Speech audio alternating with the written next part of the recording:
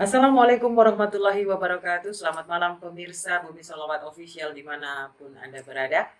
Malam ini kita kembali berjumpa dengan kondisi sehat walafiat atas rahmat Allah Subhanahu wa Ta'ala untuk lebih mengkaji dan memahami isi alam semesta dan rahasia ilmu-ilmu Allah yang turun dalam Al-Quran, Al-Hadis, dan juga dalam sunnah-sunnah Rasulullah. Malam hari ini kembali saya selaku host Bumi Sholawat Official ditemani oleh rekan saya, narasumber yang menjadi inspirasi dan juga menjadi penenang hati bagi kita semua, Bapak Samsul Arifin Ilham. Assalamualaikum Pak Ustadz. Tapi pun Iya, Bu. sehat ya? Sehat, alhamdulillah. Alhamdulillah. Masih semangat? Semangat. Oke. Selalu semangat, harus semangat. Insya Allah, amin. Karena malam ini saya ingin banyak bertanya tentang sebuah tema yang rancu sekali di mata awam, juga di mata para praktisi spiritual, pelaku spiritual, ataupun tokoh-tokoh agama yang sudah paham bahwa dunia spiritual itu ada tentunya. Dan tidak menutup kemungkinan kita semua sudah banyak berprasangka buruk akan dunia spiritual. Maka hari ini saya akan mengupas pandangan Islam tentang spiritual. Siap Pak Ustadz ya? Siap. Oke deh. Siap-siap itu bagi semua praktisi spiritual atau masyarakat awam pada umumnya, juga orang-orang yang tahu tentang spiritualisme, baik golongan agama ataupun yang lainnya. Cerma baik-baik. Pahami baik-baik apa yang kami ulas hari ini, karena mungkin saja Anda sudah banyak berprasangka. Oke, Pak Ustadz, hari ini seperti yang saya sudah katakan tadi bahwa kita akan membahas tentang dunia spiritual di dalam sudut pandang Islam. Sebenarnya definisi spiritual secara tata bahasa itu apa sih Pak Ustadz? Bismillahirrahmanirrahim. Definisi spiritual dalam bahasa. Spirit artinya semangat. Spiritual artinya sesuatu yang menyangkut tentang batin atau kejiwaan. Itu namanya spiritual. Seperti itu secara bahasa. Oke deh, itu secara bahasa. Lalu dalam sisi Al-Quran sendiri, yang dimaksud pembahasan tentang spiritual itu seperti apa? Dan apa artinya? Di dalam Al-Quran seperti ini, ada ayat yang menyebutkan tentang spiritual. Bahkan spiritual atau spiritualitas itu bagian dari agama. Bagian dari agama. Maka orang yang tidak memiliki spiritualitas, maka ya agamanya kurang. Seperti itu. Ada ayat seperti ini bunyinya. Inna fi khalqis samawati wal ardi wa ikhtilafil laili wan nahar la ayatil li ulil albab alladzina yadhkuruna Allaha qiyaman wa qu'udan wa 'ala junubihim wa yatafakkaruna fi khalqis samawati wal ardi rabbana ma khalaqta hadza batila subhanaka faqina adzabannar. Ini ayat yang menerangkan tentang spiritual. Bahkan ketika ayat ini turun, itu Rasulullah ini kan sampai ketinggalan sholat subuh, Bilal itu sebagai muadzin, kok lama nunggu Rasulullah nggak datang ini, sampai dijemput di kediaman beliau. Ternyata beliau masih menangis terisak-isak. Ternyata itu semalaman itu ya. Di situ telah ditanya sama Bilal, ada apa ya Rasulullah? Rasulullah menjawab, telah datang kepadaku wahyu, yaitu wahyu tentang termasuk spiritual di situ. Tapi ini lengkap ini. Ada namanya, makanya di dalam Islam ini dibagi ya. Sekarang ini zaman yang maju ini dibagi, ada namanya kecerdasan spiritual, kecerdasan emosional, kecerdasan intelektual. Itu ya di ayat ini, ayat yang sampai Rasulullah pun sisi terdalam dari Rasulullah ini tersentuh sampai menangis terisak-isak beliau itu. Jadi dijelaskan artinya nih ya. Inna fi khalqis samawati wal ardi. Sesungguhnya di dalam penciptaan langit dan bumi, wahtilafil laili wan nahar, dan silih bergantinya siang dan malam, la ayatin li ulil albab. Ini ada ayat, ada tanda-tanda kekuasaan Allah, betapa Allah itu maha kuasanya. Tanda-tanda bagi orang yang memiliki akal yang sempurna. Li ulil albab, bagi orang yang menggunakan akalnya. Albab itu lub itu akal, kecerdasan. Yaitu alladzina yadhkuruna Allaha qiyaman wa qu'udan wa 'ala junubihim. Yaitu orang-orang yang selalu yadhkuruna, berzikir, mengingat Allah. Yadhkuruna, qiyaman, berpikir tentang Allah terus ya. Bukan berpikir ini namanya yadhkuruna itu tadi berpikir ya. Mengingat Allah. Ya. Orang-orang yang mengingat Allah, yadhkuruna, zikir. Qiyaman, baik dalam keadaan berdiri, wa qu'udan, keadaan duduk, wa 'ala junubihim, dan keadaan berbaring, tidur. Itu selalu mengingat Allah.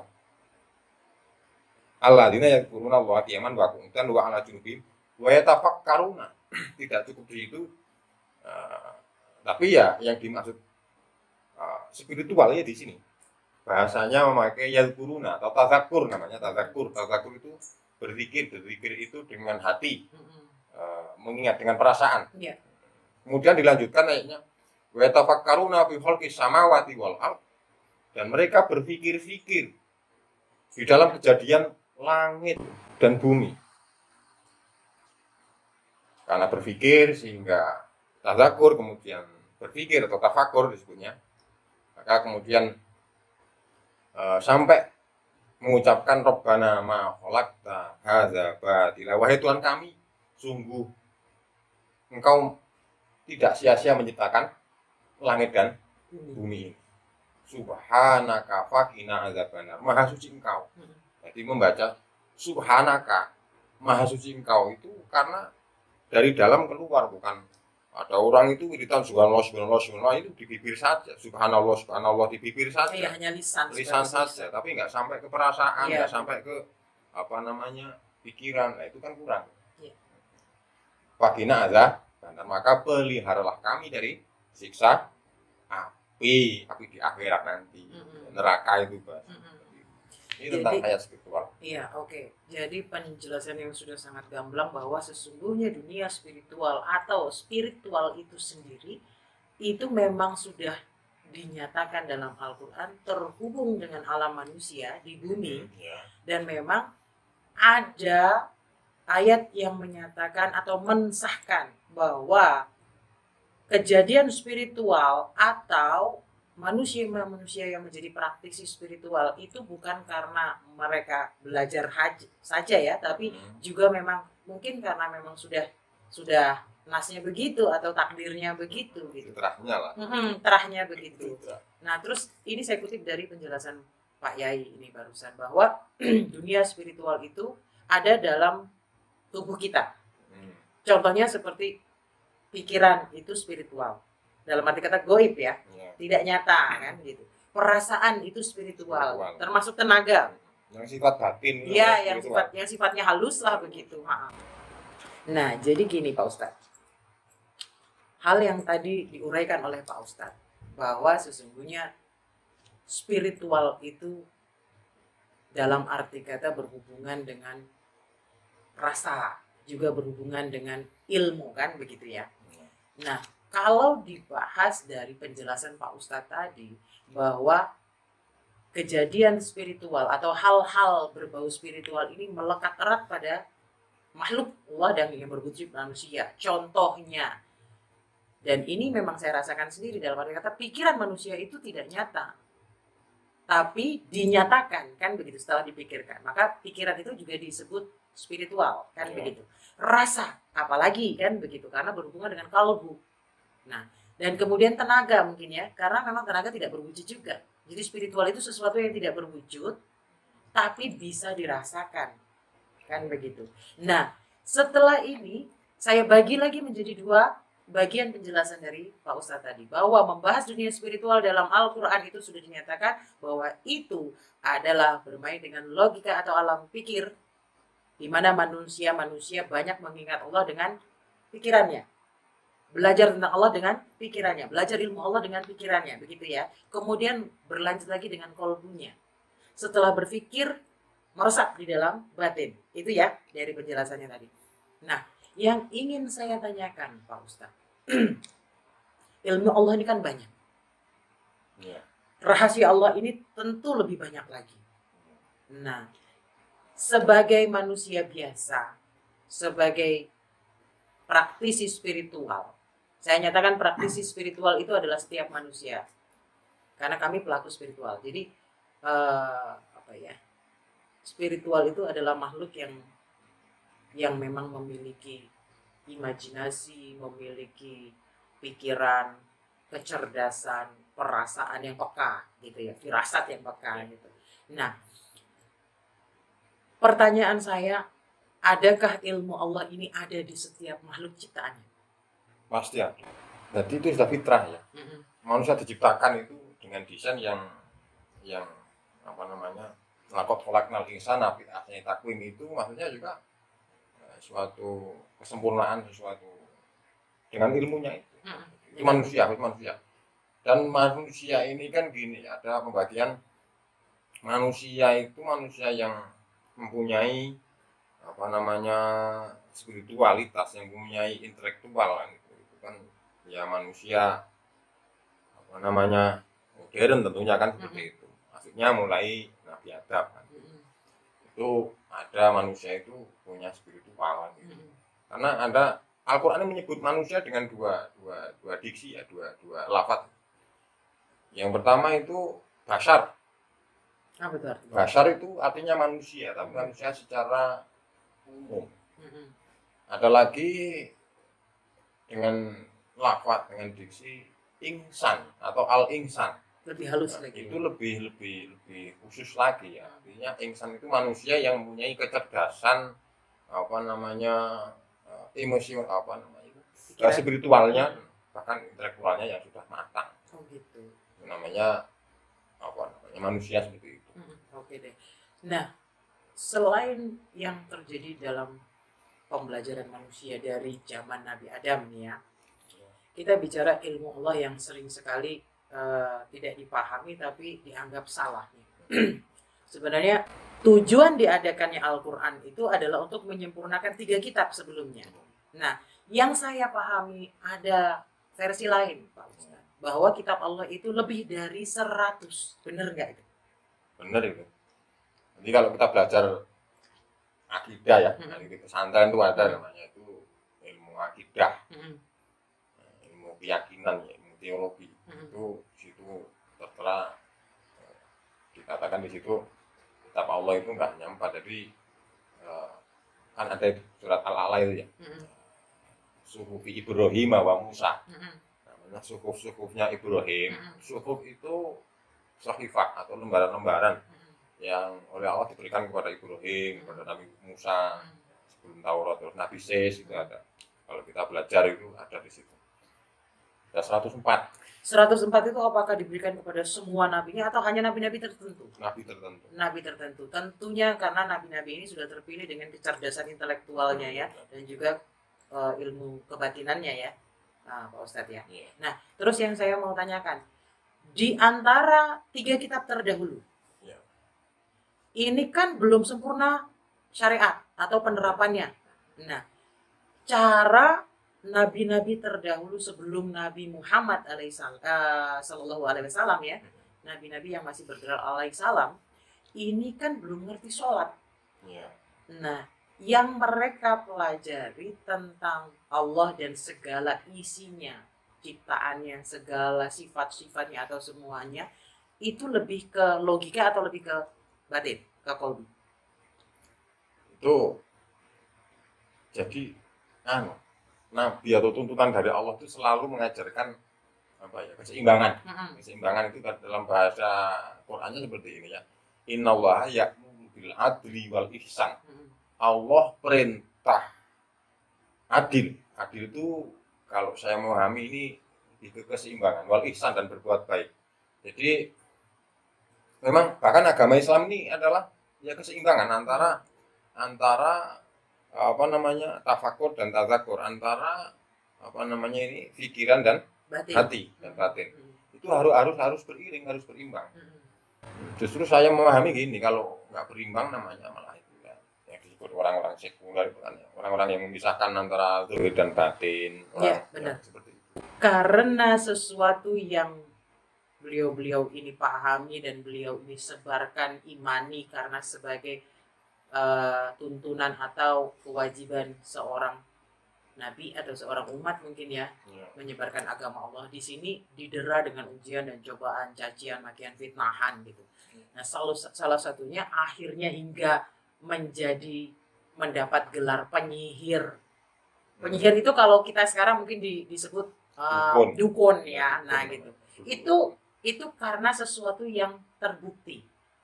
Karena orang-orang di zaman itu atau orang-orang zaman sekarang ini butuh pembuktian dari sebuah keyakinan itu kan begitu. Nah, kalau diriwayatkan dari cerita ini, Pak Ustadz, berarti ini kita membahas tentang petunjuk. Petunjuk yang diterima oleh para nabi dan kemudian pembuktian dari sebuah petunjuk ini. Ini petunjuk ini dalam bahasa Al-Qur'an ini apa nih? Petunjuk itu namanya bisa ada namanya hidayah atau huda, atau bisa namanya irsyad, atau bisa namanya seperti itu. Itu atau ilham seperti itu. Nah, ini juga petunjuk. Semua bahasa-bahasa itu adalah bernilai makna petunjuk. Nah, petunjuk bagi para nabi dengan manusia ini berbeda nggak? Petunjuk bagi para nabi dan manusia pada umumnya gitu berbeda nggak namanya? Oh, maksudnya menurut level tingkatan ya. Iya, kalau dalam Islam ini gini, kalau nabi itu kan diberi wahyu ya namanya. Kalau wali bawahnya nabi namanya wali namanya diberi karomah. Ini tentang sesuatu yang khariqul adat atau yang berbeda, di luar nalar bahasanya seperti itu. Kalau orang mukmin biasa seperti kita mudah-mudahan selalu beriman ya. Ini namanya maunah atau pertolongan seperti itu. Jadi berbeda memang. Bahkan gini, kalau dalam Islam kan ada kita ini harus percaya bahwa nabi itu punya mukjizat gitu kan seperti itu. Harus mengakui wali itu punya karomah kan gitu. Barang siapa mengingkari kewalian maka di dalam Islam ini ada yang itu ya nggak sempurna dalam akidahnya. Iya, berarti kan begini, Allah itu kan maha adil ya. Bukan hanya para nabi atau para rasul atau mungkin para khalifah, para wali yang diberikan petunjuk kan begitu. Bahkan kita sebagai manusia biasa juga diberikan petunjuk kan. Cuman levelnya, tingkat level imannya kan berbeda-beda kan begitu. Nah, sementara begini, beliau-beliau ini di zaman para nabi dikatakan penyihir karena petunjuk itu dituntut untuk dibuktikan oleh kaum pada masa itu.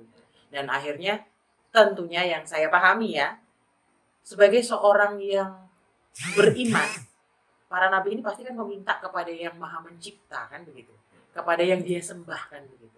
Bukan karena beliau-beliau ini yang sakti kan sebenarnya, tapi karena memang diizinkan sama Allah karena saking dekatnya beliau-beliau itu. Nah, apa bedanya dengan praktisi spiritual zaman sekarang gitu? Saya mau tanya nih, Pak Ustadz ini kalau berdoa mintanya kan sama Allah. Sama Allah. Saya juga berdoanya mintanya sama Allah kan, sesuai agama dan kepercayaan. Saya yakin juga yang non Muslim juga mintanya juga sama Tuhan. Sama Tuhan. Iya. Nah, ini kan nggak ada bedanya sebenarnya. Ya, sebetulnya nggak ada bedanya. Cuma gini ya.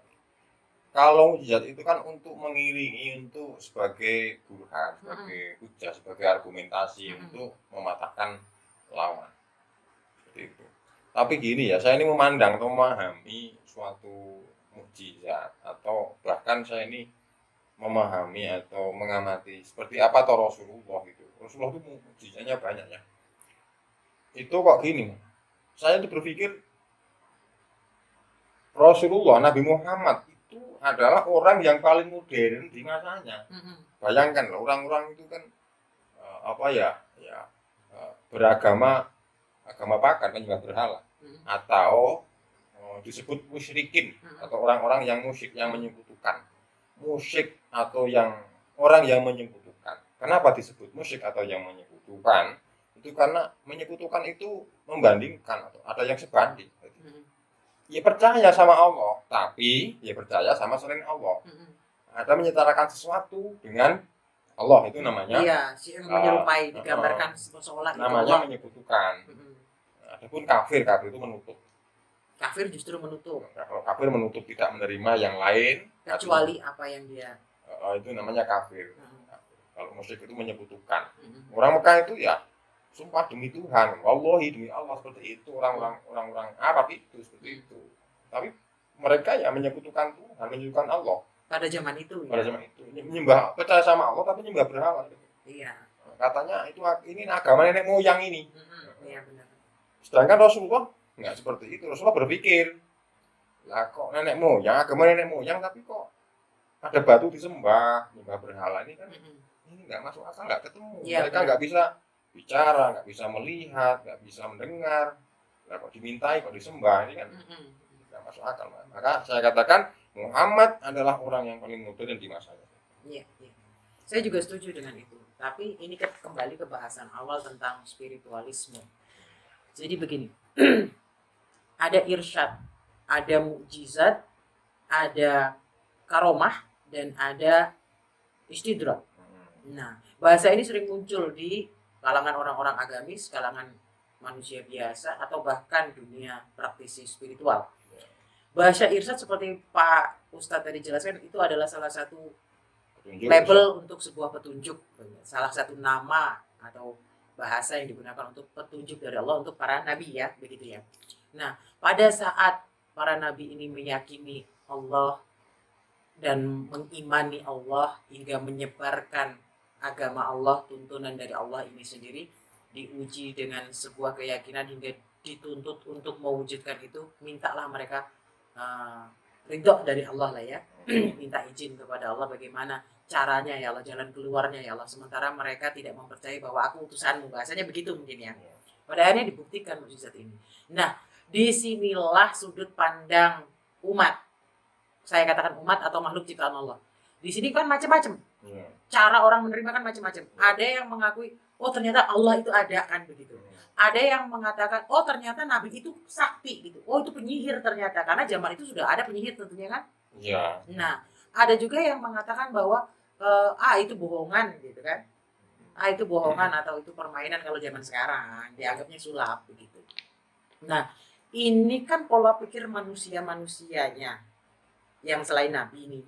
Dengan daya logika mereka, intelektual mereka, dan mungkin karena belum turunnya hidayah ya. Jadi Pak Ustadz, kembali kepada hal yang tadi saya ulas dari penjelasan Pak Ustadz, bahwa ketika nabi-nabi itu diberi mukjizat, otomatis opini dari umat ini kan beda-beda. Ada yang anggap sakti nabinya, ada yang memang percaya pada akhirnya setelah mukjizat itu dinyatakan Allah itu ada juga kalau di zaman kita sekarang menganggap bahwa itu bullshit atau itu omong kosong karena itu sulap lah begitu. Nah, dari opini-opini ini kan kita tidak bisa memaksakan ya pendapat orang ya. Karena ada yang logikanya tertuju kepada si nabi, ada yang logikanya memang menggunakan rasa, pendapatnya itu memakai rasa, meyakini karena itu hidayah ya. Nah, dari sini disimpulkan turunnya mukjizat ini mempunyai dampak dua, baik dan buruk, yang tidak bisa dihindari. Di dampak baik, mungkin akhirnya para nabi-nabi ini kemudian mendapatkan karomah atau kemuliaan berupa pengikutnya banyak. Pengikutnya ini dalam arti kata yang meyakini bahwa Allah itu ada dan menerima ajarannya, kan begitu. Ada juga yang mencemooh atau bahkan menganggap dia ini sebagai sama dengan dukun zaman kita sekarang ini. Dari dua hal ini kita kembali ke zaman sekarang ya. Gak semua praktisi supranatural atau orang-orang yang bergerak di bidang supranatural ini, di bidang spiritual ini, itu termasuk orang-orang yang sesat loh kalau buat saya. Iya, tapi juga banyak yang sesat. Ya, kalau tidak dengan artinya itu dasar-dasar yang benar seperti itu. Bahkan ada sebetulnya zaman tokoh besar, tokoh ulama kita yang kita kenal itu namanya Syekh Abdul Qadir Al-Jilani. Itu kan saya kira semua pernah mendengar nama itu ya, yang bergelar rajanya para wali. Nah, di kalangan tasawuf, di kalangan sufi. Itu pada suatu malam beliau itu kedatangan suara tanpa rupa, hatif. Hatif itu suara tanpa rupa. Suara itu, hatif itu bilang gini, wahai Abdul Qadir, qad lakal muharramat. Saya sudah membolehkan kamu untuk melakukan yang diharamkan. Artinya saya sudah menghalalkan yang saya haramkan. Itu sudah boleh bagimu. Apa jawab Syekh Abdul Qadir? Ifsa ya lain, kamu pergi. Kamu iblis, kamu setan. Itu dalam bentuk bisikan. Bisikan, suara. Iya, suara, maksudnya bisikan, suara, dan hanya Syekh Abdul Qadir Jailani yang mendengar. Bukan, itu suara. Diriwayatkan itu suara. Memang ada suara gitu. Oh gitu. Tapi tidak dijelaskan bahwa itu hanya didengar oleh Syekh Abdul Qadir Jailani atau memang didengar juga oleh pengikutnya, enggak? Itu enggak ada penjelasan. Tapi itu kan apa isinya kan suara gitu, bukan bisikan. Betul suara yang mengatakan bahwa Syekh Abdul Qadir itu boleh melakukan yang haram kan itu. Langsung Syekh Abdul Qadir, kamu pergi, kamu setan kan seperti itu. Akhirnya si suara itu bersuara lagi, bilang lagi, kamu selamat Abdul Qadir. Saya sudah menyesatkan 70 golongan. 70 golongan. Bayangkan 70 golongan ini sesat.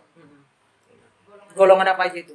Golongan-golongan pelaku spiritual. Oh gitu. Termasuk orang agama ya? Iya, ya orang-orang agama banyak. 10 golongan. Ya di sini ya dari agamawan itu, dari spiritualis itu kan. 70 golongan itu. Torekoh, dunia torekoh gitu. Itu disesatkan oleh setan itu. Kamu selamat karena faham di dalam hukum Tuhanmu, di dalam agama Tuhanmu gitu. Akhirnya kenapa toh Syekh Abdul Qadir itu kok tidak bisa disesatkan, karena tahu dalilnya gitu. Karena innallaha la ya'muru bil fahsya. Allah tidak pernah menyuruh perbuatan atau sesuatu yang keji, sesuatu yang dilarang. Itu sudah kuat, sudah menjadi ilmu dan prinsip. Maka ya tidak tergoyahkan Syekh Abdul Qadir Jailani. Tapi selain itu kan kata-kata setan tadi, 70 golongan disesatkan oleh setan. Makanya sebetulnya lebih bahaya pelaku spiritual ini kalau tidak didasarkan dengan dalil yang kuat, agama yang kuat seperti itu, apalagi ya syariat. Iya. Jadi gini, dari penjelasan ini nih, masalah datangnya suara-suara ini, ya. Pada peristiwa yang terjadi terhadap Syekh Abdul Qadir Jailani. Nah, ini terjadi nggak dari zaman Nabi? Maksudnya Nabi-Nabi itu mendapatkan petunjuk dalam bentuk suara atau cahaya atau bagaimana terjadi? Itu gini, kalau kan wahyu ya, kewahyuan. Wahyuan itu dalam hati sih diterangkan ya.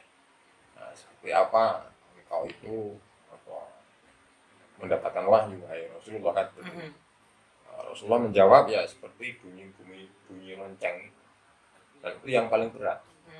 Atau kadang-kadang seorang malaikat yaitu Jibril itu menjelma sebagai manusia, kemudian datang kepada aku, kemudian menyampaikan. Ada kalanya wahyu nih ya, wahyuan itu. Malaikat itu di ufuk ya, jajahan di langit, malaikat itu berisyarat. Isyarat dengan sayapnya, menggerak-gerakkan sayapnya. Kemudian bisa dipahami oleh Rasulullah. Kemudian dibahasakan dengan bahasa Rasulullah, bilisanin Arabiyyin dengan bahasa Arab. maka jadilah Al-Quran itu. Berarti Rasulullah menyaksikan atau melihat langsung malaikat-malaikat itu? Ya. Dengan mata telanjang? Dengan mata. Nah, sekarang kita bahas kembali nih. Tadi kan kita mengupas tentang bahasa dunia spiritual yang dialami oleh manusia sekarang. Nih, sebagian besar spiritualis ada yang belajar, ya. Ada yang katanya keturunan. Ya. Nah, di metode yang turun temurun, ini kan si pelaku spiritual ini atau praktisi ini sejak kecil kan tidak menyadari bahwa dia punya sesuatu yang lain daripada yang lain, kan begitu. Kadang juga ada yang nggak punya guru, nggak punya pembimbing spiritual, nggak punya guru ngaji atau pembimbing di bidang agama juga enggak.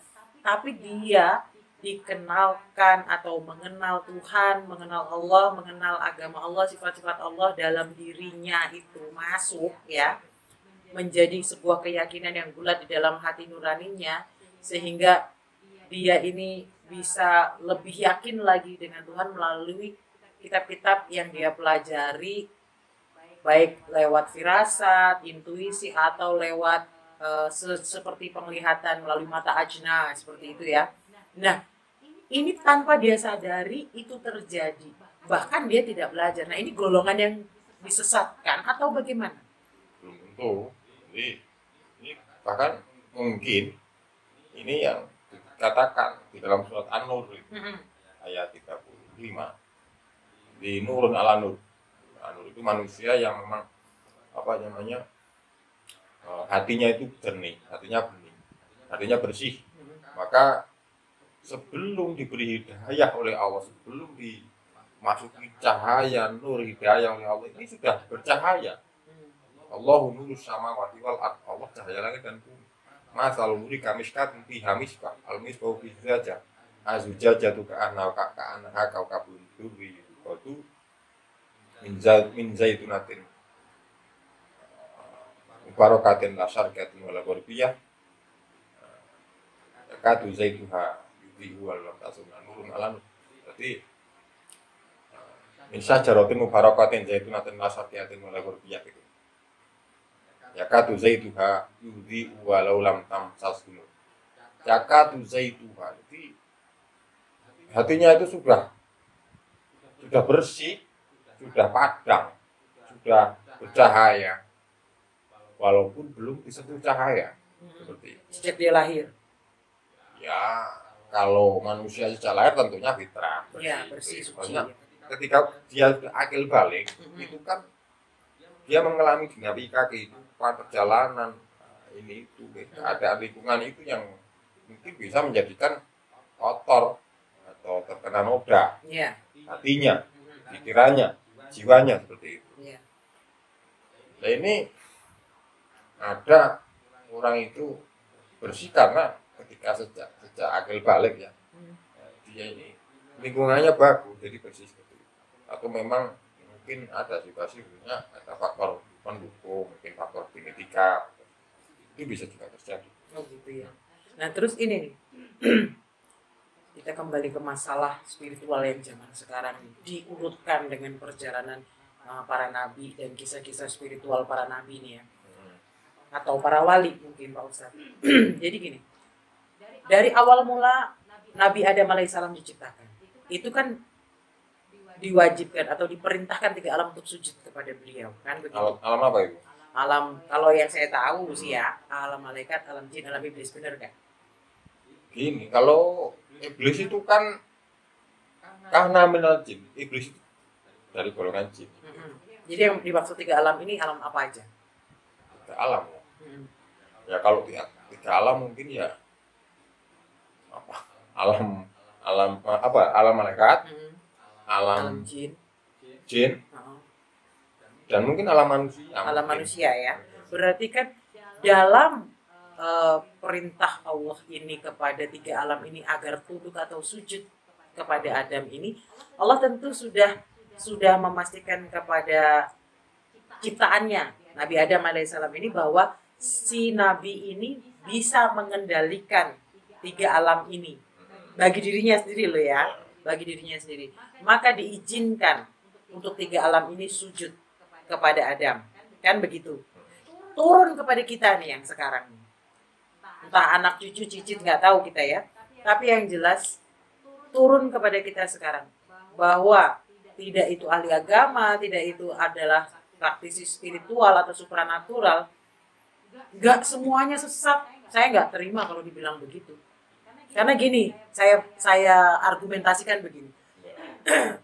Saya bertemu rekan-rekan sejawat dalam arti kata yang memang dia pengusaha atau dia orang-orang bergerak di bidang sosial, kesehatan atau apa, mereka juga pelaku spiritual loh, gitu.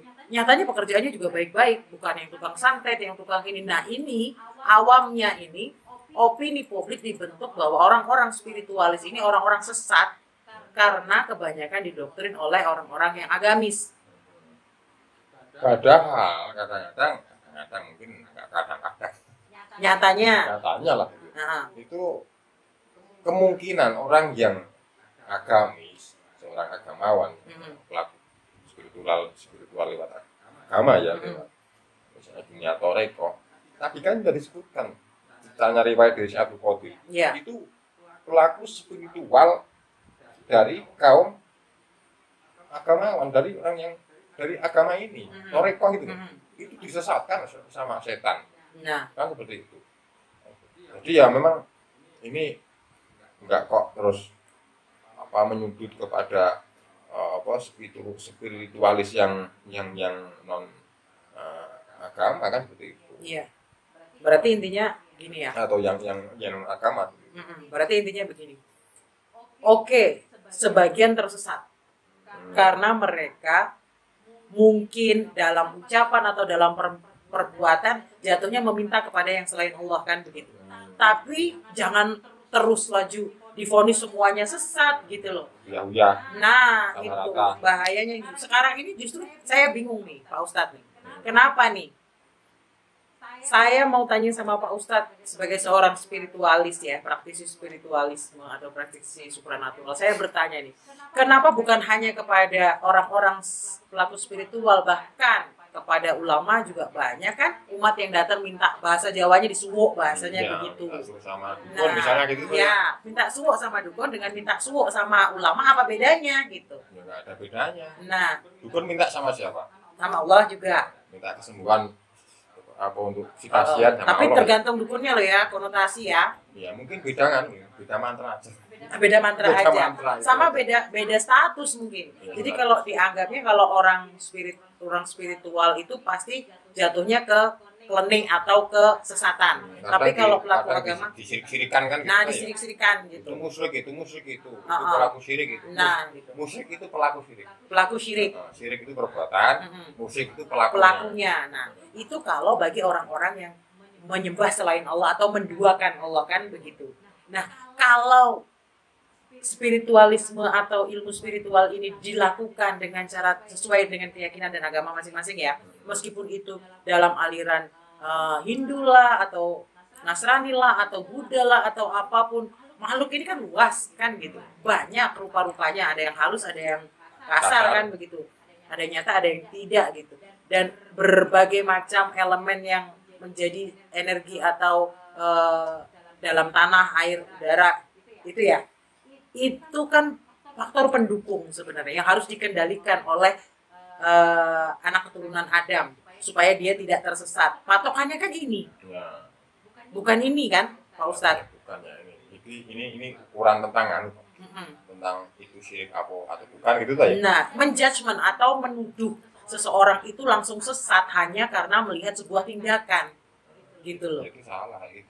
Nah, kan karena gini, karena namanya syirik itu kan menduakan Allah itu bisa saja seorang ulama, seorang kiai, seorang ustadz itu menduakan atau syirik kepada Allah.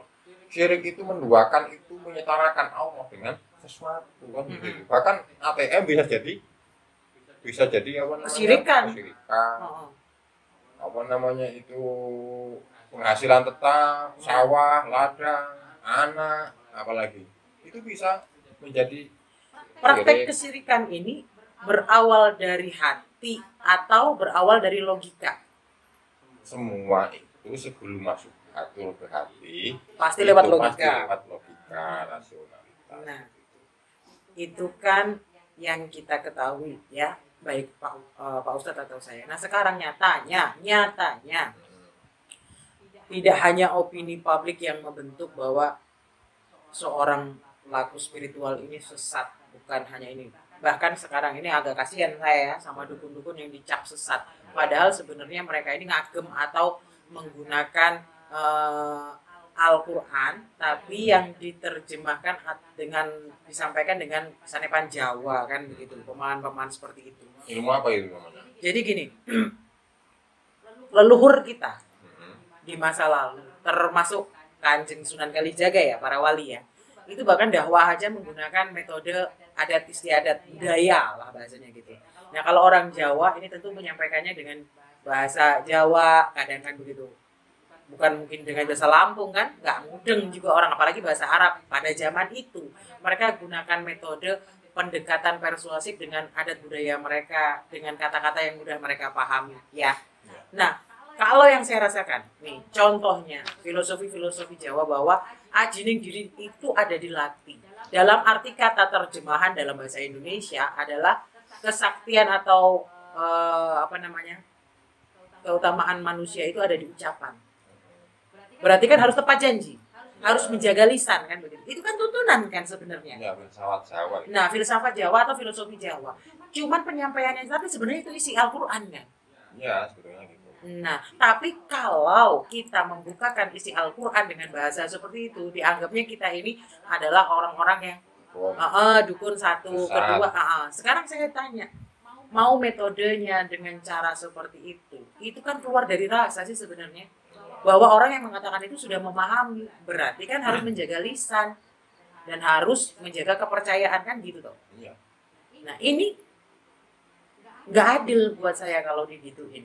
Nah saya tanya sama Mbak Yai, untuk batas pandang Mbak Yai sendiri sebagai seorang tokoh agama kepada orang-orang spiritual yang seperti ini, yang masih mengikuti filosofi Jawa, penuturannya, nasihatnya atau segala macam, bahkan masih menggunakan keris atau segala macam, ini golongan yang sesat bukan? Ya, belum tentu. Kita lihat dulu. Bisa jadi sesat, bisa jadi nggak sesat. Tergantung. Makanya kita harus menyinkronkan ya sama tuntunan agama ini, terutama sama Al-Quran, sama hadis, begitu. Tentunya hadis yang sahih, hadis yang sinkron pada Al-Quran kan begitu. Kan tahu ya ada surat Bukhari, ada surat Muslim dan lain sebagainya. Tentunya enggak yang sesat, tapi kan juga ada yang sesat. Ya banyak. Jangankan itu, bahasanya dukun. Kadang dia aja yang ada yang sesat kan gitu. Iya benar. Malah sekarang banyak juga orang ahli agama yang menjadi seorang spiritualis, arti kata sama dengan notabene dukun kan begitu. Iya. Berhubungan dengan goib, dengan jin-jin, dengan setan-setan. Ya, itu saya alami misalnya gini ya. Saya ini nggak pernah belajar di pondok itu ilmu perdukunan atau apa. Nggak ada juga kan. Bahasa Jawanya nyuwuk tadi. Iya. Itu nggak belajar, tapi setelah pulang dari pesantren disangkanya saya ini ya kayak dukun itu. Misalnya ini ada sakit gigi, minta didoakan airnya. Doakan supaya sembuh. Ini panas badannya, minta didoakan supaya sembuh. Waktu itu saya bingung awalnya. Gimana? Oh, ya udah ya doa aja sama Allah. Saya Allah sembuhkan gitu. Iya benar.